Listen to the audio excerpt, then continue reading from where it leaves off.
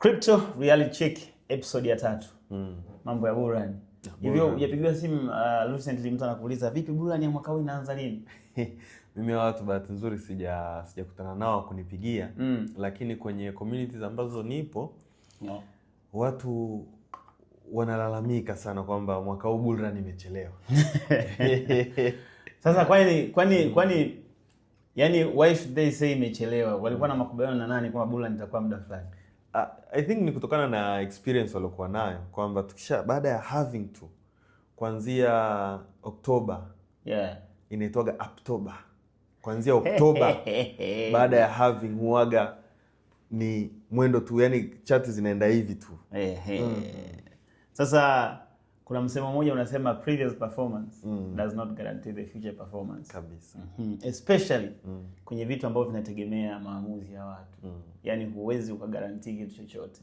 Hapa ofisi tunataka msemo tunasema siwezi kuguarantee. Siwezi kuguarantee. Unajua miaka kadhaa iliyopita ukiangalia mwaka 2017 ambao halving ilikuwa ni 2016, si ndio? 2017 ukaangalia 2021 alafu na 24, si ndio? 24 ambayo ilitakiwa sasa Sasa tumekuwa tukishuhudia season fulani ambazo zinakuwa zina market trend inakuwa ni extremely moving up. Sasa ule extremity wa kupanda juu kwa muda fulani ndio tunaitaga burudani.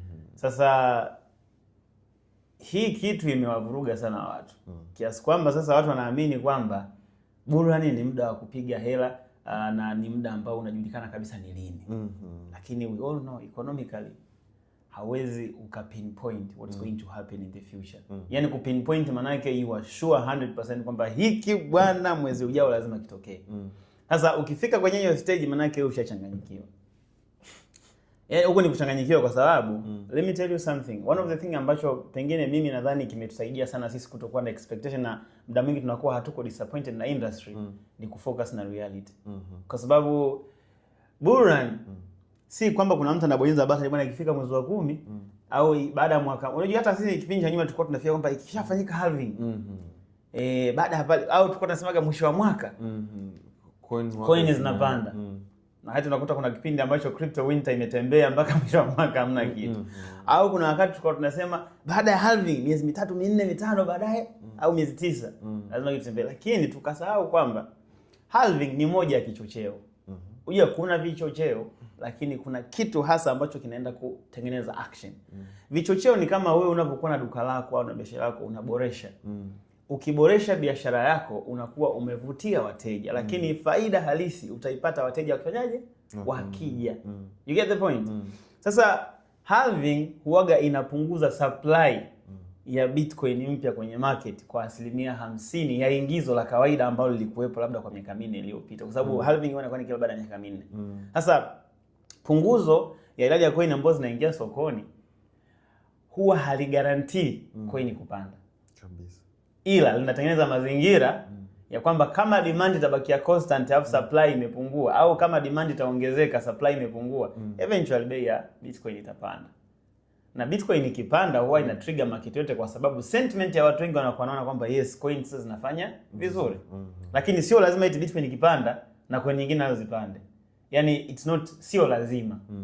Itategemea na sentiment ya investors ikoje. Is it strong enough? Kwa sababu kila coin ina volume yake, ina liquidity yake.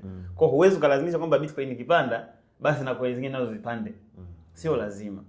Na hiyo tumeiona mwaka huu. Na kuongezea tu hapo, halving ilikuwa na impact kubwa sana kwa sababu kila halving ilipokuwa ikitokea zile major news kama wanaitoga MSBC I think walikuwa wanaongelea sana kuhusu crypto bwana, Bitcoin has halved again, sijui nini. Kwa hiyo ile ilikuwa ina create awareness na watu wakawa wanaingia kwenye bwana let's buy into buy kwa sababu ile tuseme the new adoption ilikuwa inakuwa kubwa sana kipindi baada ya halving. Ya kwa sababu ya I think kilicho trigger sana ni ile halving ya mwaka 2016. 16 si ndio? Ile halving ya 2016 ambayo ilipelekea mpaka 2017 Bitcoin ikafika $20,000 kutoka $1,000. Ilifanya watu waone kwamba kumbe halving bwana ndo mpango mzima. So hii mixed feeling ya jinsi ambavyo halving inatokea na kuimpact, kwa sababu kipindi kile hoja biashara inavyozidi kuingia kwenye jamii au innovation inavyozidi kuingia kwenye jamii, factors zinazo affect performance ya prices zinazidi kuongezeka pia. Kipindi kile ilikuwa ni halving, lakini sasa hizi unakuta kuna regulation, kuna mambo ya institution adoption, kuna yani vitu ni vingi kwa sababu pia hata government sasa hizi some of the presidents and influential leaders, public servants wanazungumzia cryptocurrencies, so zinakuwa na impact.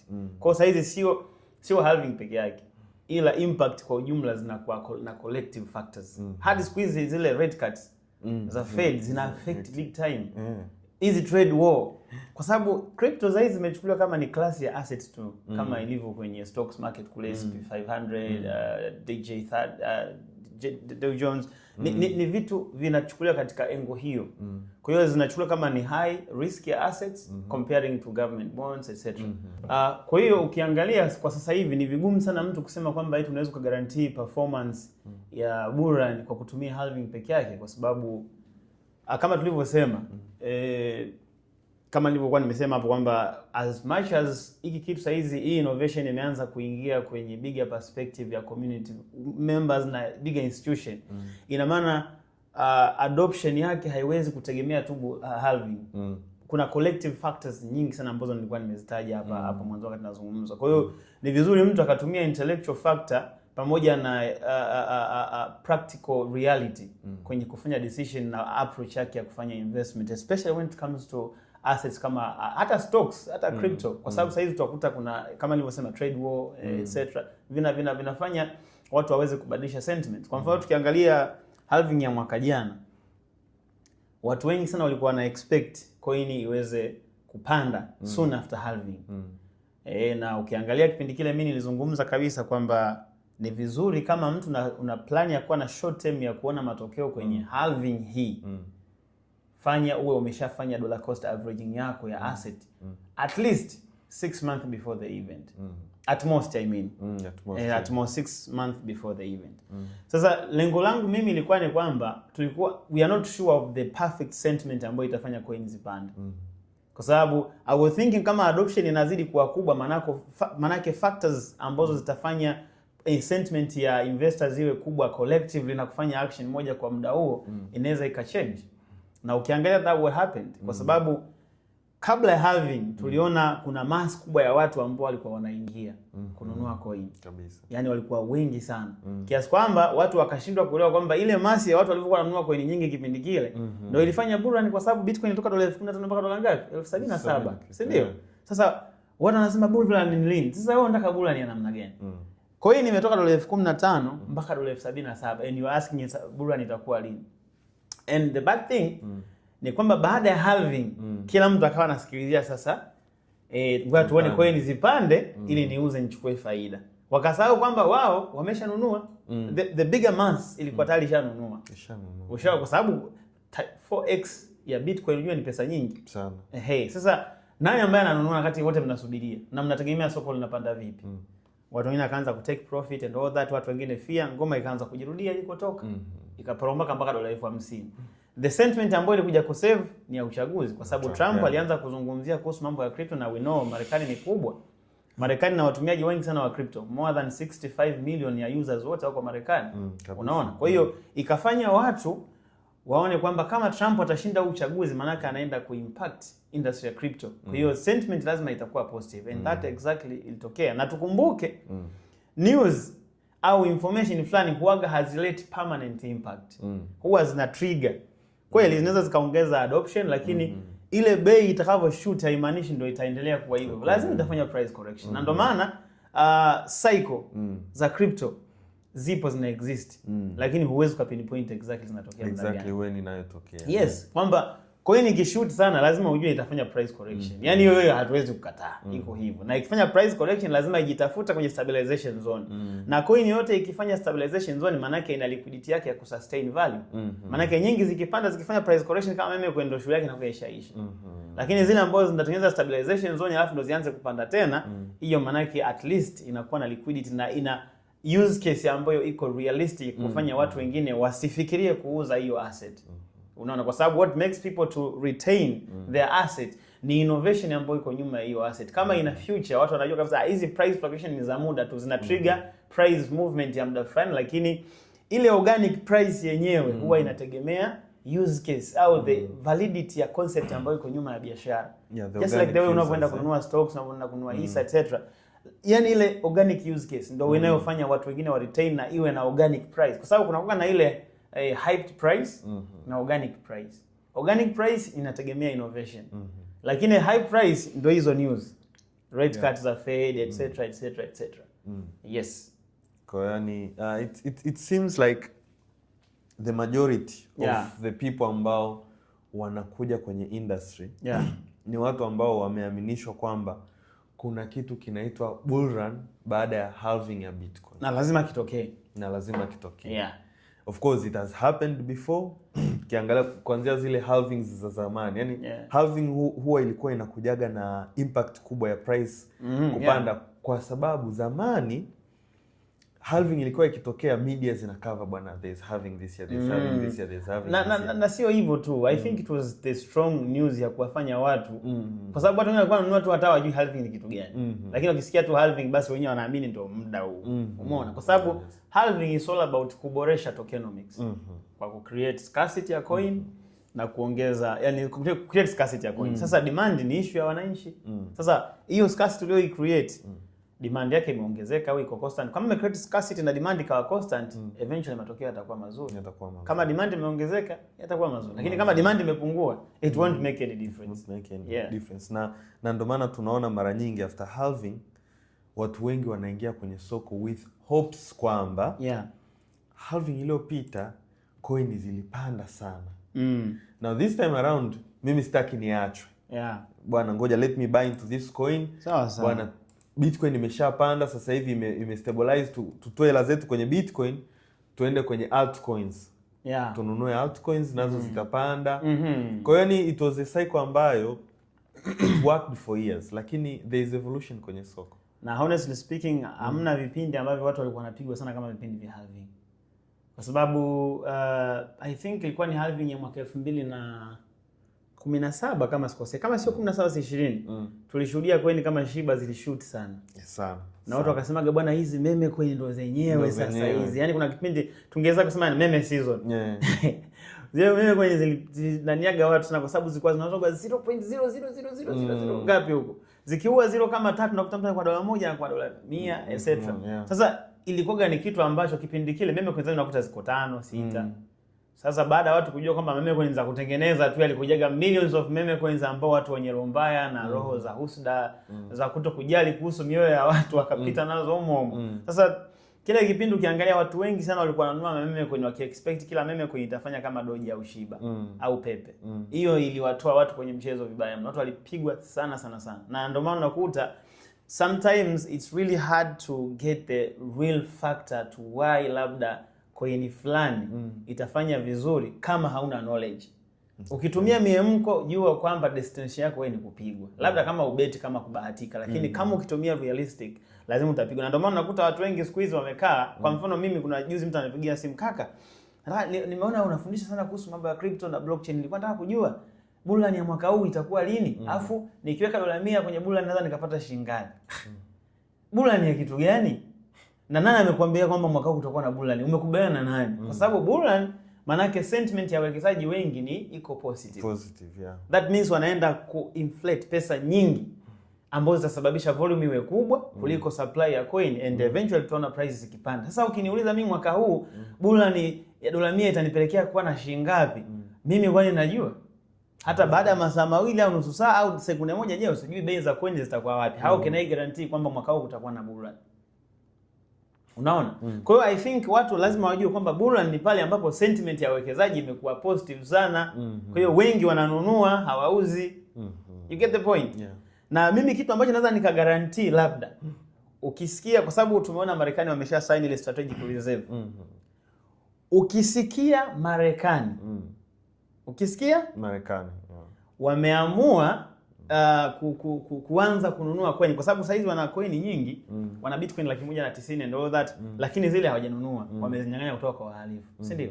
Ila ukisikia Marekani wamenunua Bitcoin, Marekani wamenunua Ethereum, hapo there is a guarantee coin zitashoot.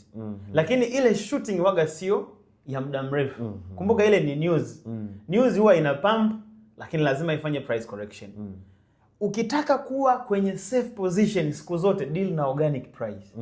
Organic price ya asset yoyote ni ile ambayo inatokana na innovation demand ya hiyo project husika.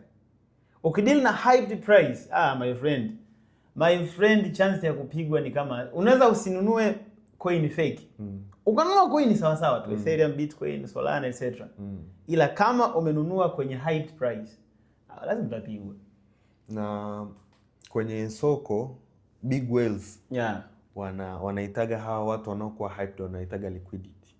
Exit liquidity. Yes, exactly. Kwamba mtu amenunua labda, let's say amenunua Bitcoin zake hata 10,000 because people can buy that. Katika labda kipindi iko 1,500, 15,000 Ilivyopanda ikafika 60,000 ngapi, almost all time high. Ilivyo break tu, watu wengi walisema kwamba Bitcoin ime break all time high, bull run imeanza. Kwa wao walivyokuwa wanakuja kwa kasi, watu wakapata liquidity ya watu wanawaliquidate. Unajua unazungumzia liquidity, tunazungumzia vile vitu ambavyo unaweza ukapata cash yake instantly. Kwa hiyo unakuta watu wengi sana ambao huaga wanaingia kwenye hyped price, wanakataga tamaa haraka. Kwa hiyo unakuta amenunua coin zake kwa sababu wengi wanaonunua unakuta hata kama ni ana pesa nyingi, lakini amenunua kwa mihemko. Amenunua coin kwa $100,000, imefika $70,000 kapanic, anaamua kuuza. Kwa hiyo anaacha $30 kwa kila Bitcoin. Ambao zile zinaenda kwa wale mawhales ambao wale huaga muda wote wao wanaendaga wanacheza when the perfect opportunity has happened, they deal with it. Yaani kwamba yeye anunui coin kwamba eti mwisho wa mwezi huu ikifika dola fulani mimi ndo nitatoa. Yeye ananunua. Hana shida na hiyo hela. Bei ikiperform vizuri ndo atauza. Au anaamua ku retain as much as he want. Kwa unakuta wewe kazi yako una donate tu. Una donate tu. Hauwezi kutengeneza pesa kwa sababu wewe unaenda na bei ya hype, lakini wanaoenda na organic price, my friend, waga wanapata faida nzuri kwa sababu kwanza wao wanakuwa na long term perspective. Kwa the chances ya wao kufanya vizuri inakuwa ni kubwa kabisa. Hakuna gamiemko ambayo inakujaga pale. Na ushauri tu wa bure kwa watu ambao wana speculate ni kwamba kama unataka kujiengage na industry yoyote, sio crypto, sio investments nyingine, sio hata kwenye kilimo, unatakiwa na long term perspective. So kwamba nifanye moja nipate hela niache, utafikiria sahihi. Lakini ukisema bwana I want to be in this industry, utaanza kujifunza the basics, kwa sababu the basics kwenye crypto ni zile zile. Kuna new innovation kila siku, lakini basics ni zile zile. Basics za biashara kuperform ni zile zile. Kwamba bei itapanda kutokana na demand ya watu. Haitapanda kwa sababu kitu fulani eti siku fulani imefika. Kwa sababu halving ilivyotokea kulikuwa hakuna muujiza wote. Yaani nothing changed. Hakuna kitu badilika. Nothing changed. Sasa ulitegemea nani ambaye atafanya coin ipande? Kwa hiyo ilikuwa obvious kwamba hakuna kitakachotokea. Na mimi actually nimeongea kama nikamwambia actually ukiangalia video zangu 4 za kuhusu halving, nilijaribu kusisitiza sana kwamba jamani, halving haipandishi bei ya coin. Inachochea sentiment ya wawekezaji, lakini kama haiko strong enough, msitegemee matokeo. Watu walikuwa hawaamini. Kama mtu anaweza kaingia kwenye YouTube channel yangu, ataona nilijaribu sana kuelezea kwamba jamani, halving haipandishi bei, ila ni moja ya kichocheo. Kwa hiyo kuwa in a safe position, you need to create a less expectation na ukafocus kwenye whatever real stuff is going to happen. Umeona? Kwa hiyo I think watu natakiwa waweke attention sana kwenye hivyo vitu, especially yani wasitengeneze sana ile speculative thoughts wakai-implement kwenye guaranteed results. Hiyo ni kitu ambacho hakiwezi ku make sense. Na ndio maana hata sisi huwa tunasema kabisa, kwa mfano hapa tumesema kwamba kama Marekani watatangaza wameanza kununua coin fulani, hiyo coin lazima itapanda. Kwa muda huo itashoot, alafu lazima itafanya price correction. Lazima profit takers wawepo kwa muda mfupi. Lakini kwa wewe mwenzangu na mimi ambaye ni digidigi au ni dagaa kwenye bahari, kuwa in a safe position. Cha kwanza, make sure unaenda kudeal na organic price, that is number 1. Number 2, deal na project ambazo zina organic demand. Number 3, kuwa na long term perspective. Kabisa. Yaani ukideal na hivyo vitu utajitolea pressure ambazo hazina ulazima. Lakini cha 4 na cha msingi, investment funds sio emergency fund. Kabisa. Kama unaona bajeti yako wewe haiwezi kuruhusu kutenganisha kati ya hela ya uwekezaji na hela ya budget ya familia ya emergency, my friend, usiinvest. Kwa sababu kuna siku utapata emergency. utaona una coin zako pale ziko below the price that you bought with. Na wewe expectations zako unataka muda fulani iweze kupanda mpaka hapa. Utajikuta unasema bwana hela si ya kwangu. Acha niuze tu nikatimize jambo langu. Ushajitia hasara. Hiyo ni bad approach ya kudeal na cryptocurrency. Hata investment ya aina yoyote. Kabisa. Yes. Kwa hiyo ni muhimu sana mtu ukajua unapokuwa unafanya investment. Ni vizuri ukafanya research. Na ndio maana unakuta watu wengi ambao hawapendi kujipa stress. Kuna strategies nyingi. Unakuta mtu anaanza kufanya zake DCA. Akishamaliza, akiona amefikisha stage anayoitaka, anakuwa anafanya VCA plus portfolio rebalancing. Basi mesha anaenda. How trade? Wewe unafanya value cost averaging, alafu unafanya na rebalancing. Na ndio maana pia unapotaka kudeal na hivi vitu, knowledge ni muhimu. Knowledge ni muhimu. Yaani ili vitu viflow, knowledge ni muhimu sana. Na watu hawajui tu ni kwamba unajua kwenye investment, most of the time kama hakunaga ile value addition unakuta one party inapoteza alafu nyingine ina gain.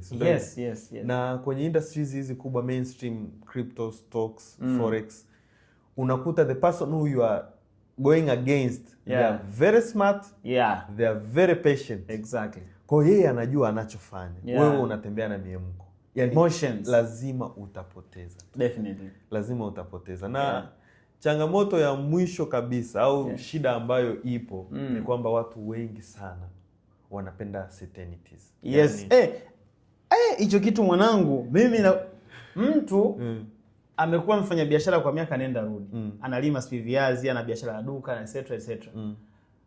Hakuna siku ambayo ashawahi kuulizwa bwana, kwa siku wewe lazima utengeneze shilingi ngapi? Au unatengeneza shilingi ngapi kwa siku?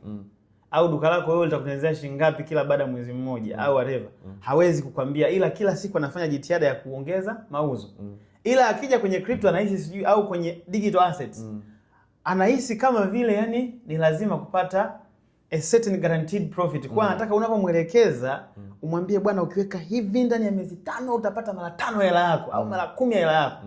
Sasa hicho kitu hakipo, na ndio maana unakuta watu wengi si wanatupia simu wanasema nyinyi jamani mnavoongea mnakatisha tamaa, yani mtu anaweza asiingie hata kwenye crypto. Sasa tukudanganye. Watu wanapenda certainty. There is no way. Zinaleta comfortability kwamba pale na kamilioni kangu baada ya miezi 3 kanaweza kuwa na milioni kadhaa. Sasa na watu wengi wameshatumia hiyo idea kwamba unajua people want certainty. Let's give them a product which has certainty. Na mwisho wa siku ndio wanaopigwa sasa. Exactly. Kwa sababu anajua bisa mtu ukimwambia bwana 1% per day, anasema hii ni return nzuri sana. Unajua kuna wakati mmoja wanakubali anasema mteja ni mfalme. Inatakiwa umpe anachokitaka, lakini kuna muda kuna baadhi ya vitu kama wewe umeona beyond. Mfanye mteja afanye anachokitaka wewe. Kwa mfano, CEO wa Nvidia ndo alitoaga hiyo kauli. Alisema kwamba kuna wakati ilibidi sisi tufanye ambacho tunakiona wateja watakihitaji.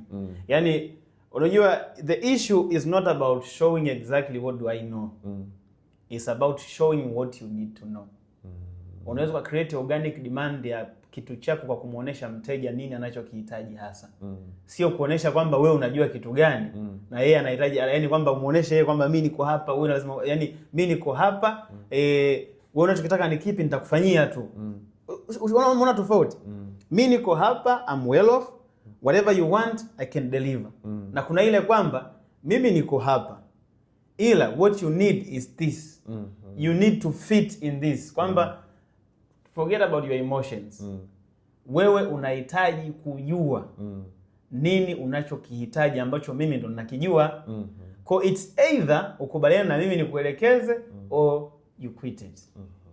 Lakini muda ndo mwalimu mzuri, baadaye mtu atakuja kukubali. Lakini ukifuata anachokitaka mteja, hey my friend, watu wanataka certainty, wanataka guarantee, which katika biashara haipo hivyo.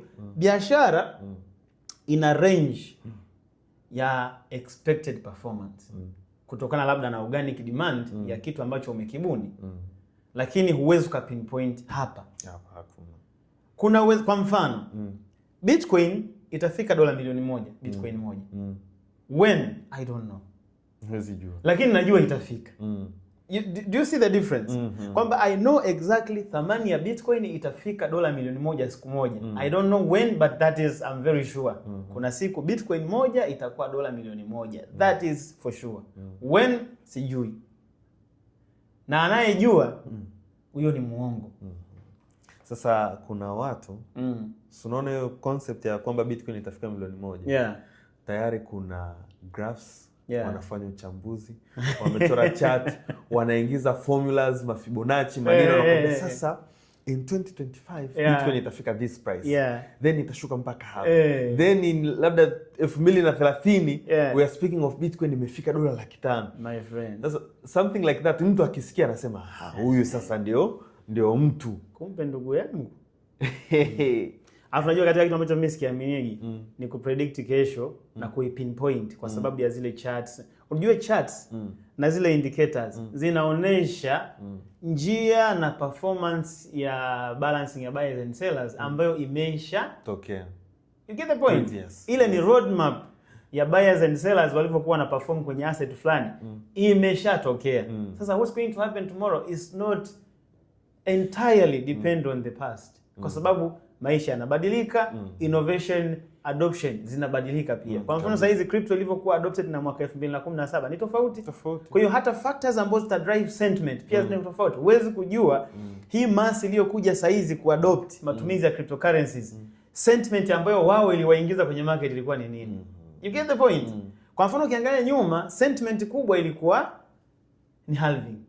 Wengine ilikuwa ni meme.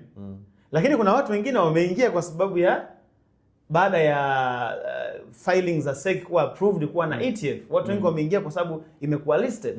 Watu wengi wameingia kwa sababu labda nchi fulani imetengeneza strategic reserve. Kwa yeye atakuwa anasikiliza zaidi Marekani wanasemaje kwa sababu yeye ndo ameshawishika au amekuwa convinced au amekuwa dragged in kwa sababu ya statement ya rais wa Marekani. Kwa hiyo Marekani navyo act itakuwa ina play part kubwa kwenye maamuzi yake kuliko hata hizo halving. Kwa lazima tujue kila vipindi vina nyakati zake kabisa. Kwa hiyo sentiment ya mwekezaji hata tukiangalia ile anchoring bias itategemea yeye ameingia kwenye kipindi gani. Kwa hiyo kama ukijua hivyo vitu maana yake unajua hakuna guarantee ya kujua exactly when is going to be a bull run. You don't know exactly when my investment is going to be 4x or 3x or 10x. You don't even know that. And there is no way to decode that kwamba ukapinpoint bwana mimi muda fulani nitakuwa tayari naweka na mara 5 ya pesa yangu. Ila kuna efforts zikifanyika, sentiment za wawekezaji zikiwa collective, the chances is there. Na kuna 4x ya hyped price na kuna 4x ambayo ni ya organic. Kwa hivyo vitu vyote lazima mtu ajue kwamba kuna price ambayo imekuwa hyped na organic price. Lakini kwa retail investors jifunze kudili na organic price kwa sababu pale volatility huwa inakuwa iko kidogo stable comparing to the hyped price. Kwa hiyo ni muhimu sana watu wakajua hilo. Na ndio maana tuna recommending mtu anavyonunua coin kama haujaiona innovation ya mapema basi jitahidi kufanya DCA. Kwa sababu hatuwezi kujua exactly price hii itapanda mpaka wapi na kushuka mpaka wapi. Hiyo hatuwezi kujua. Ila tunakuwa tuna prediction. Tunakuwa tuna estimation kutokana na organic demand ya asset husika. Unaona? Na ndio maana nasema katika hii dunia bwana ukitaka kuwin kuna vitu hivi. Innovate something ambacho kina organic demand au invest kwenye innovation ya mtu mwingine ambayo you see it's going to have an organic demand lakini bado changa. Kina Warren Buffett hao. Ana kampuni yeye ni kununua gaisa tu kule, anaona kuna ka project nzuri ashakaonea vision na akapiga hela. Yaani yeye ana uwezo wa kuspot the greatness of the innovation kabla hata watu wengi hawajaiona. And the guy is very rich, he's in the top 10. Yeah. Kwa hiyo si lazima uanzishe wazo lako lakini kama una uwezo wa kuspot wazo zuri, you can still be rich. Kwa sababu the goal is to make money.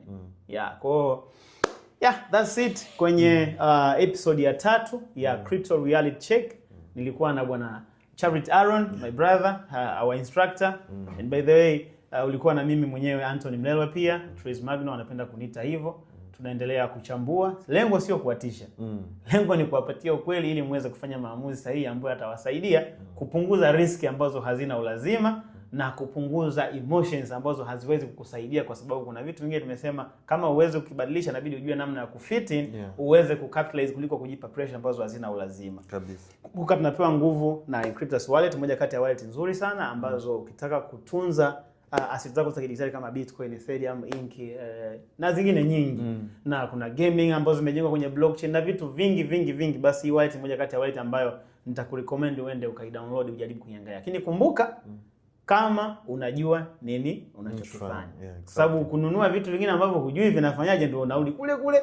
Kwa hiyo take your time, learn and then try out and you will find the best way ku deal na hizi assets za kidigitali, especially ambazo kwenye ecosystem ya blockchain, kwa sababu ndio innovation inakoenda. We cannot deny that, lakini lazima tujue loopholes za watu ambao ni wanania mbaya ni nyingi sana, and they are trying their way level best kufanya smart enough kukaribia sana kwenye ukweli ili wewe usiweze kujua wapi ambapo unaenda kupotezea. Kwa hiyo endelea kusubscribe na kujifunza zaidi ili uweze kuona namna gani unaweza ukafanikiwa na kupata matokeo mazuri kabisa kwenye biashara ambayo tunaamua kuifanya, either personally, either groups, whatever. Lakini when it comes to personal investment, niwakumbushe kabla hatujamaliza, fikiriaga wewe kama wewe. Kwa mfano mimi Anton nimepewa opportunity, I have to think of my welfare. Mimi kama mimi nikiweka hii hela, am I risking risk ambayo naijua au nimeenda kwa sababu ya charity?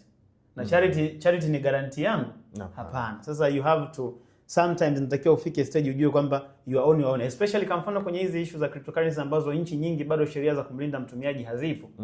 Ni vizuri sana ukatumia zaidi knowledge kwenye kufanya maamuzi, kwa sababu that is your only shield ya kuweza kukusaidia kupunguza riski ambazo hazina ulazima kabisa. Yes. So thank you very much ladies and gentlemen, don't forget to subscribe and tukutane wakati mwingine kwenye session nyingine, either Crypto Reality Check au Diana Academy Highlights etc. Sisi tuna vitu vingi vya kuweza kudeliver kwako wewe. See you next time and ciao.